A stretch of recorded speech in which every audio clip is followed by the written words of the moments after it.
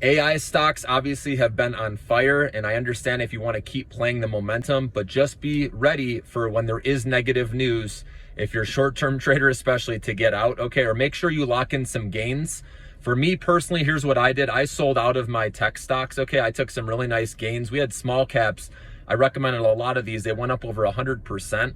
So I'm not being greedy, okay? Because that's not the norm when stocks go up like that. I know it's easy to think they can keep going, but a lot of this AI boom, in my opinion, I think is priced in for now because there's a lot of spending, right, that needs to happen to get companies to that level with their AI. So then later, I think they'll reap the rewards more. So it's kind of a prove it now with, small caps especially. We know big cap has done well with their, their cash flow is nice and they're profitable. They keep beating on earnings. So those companies, like I said, their prices have ran up nicely. So I don't think there's a ton of upside left.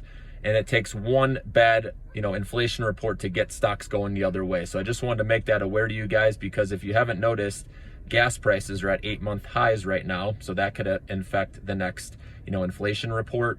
And just remember that inflation is still growing, yes, at a slower pace, which is great to see. That's the whole narrative. That's what's fueled this whole rally. But do know that it's still going up, just at a slower pace, okay? And like I said, if gas prices keep going up, that's going to be a problem. We have student loan repayments starting here very soon, so that's going to affect consumer spending.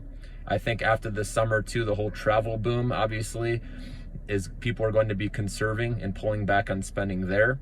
You have banks with their earnings. They already said that they have lower loan volume growth, and also they have tightened regulations with that, with their lending.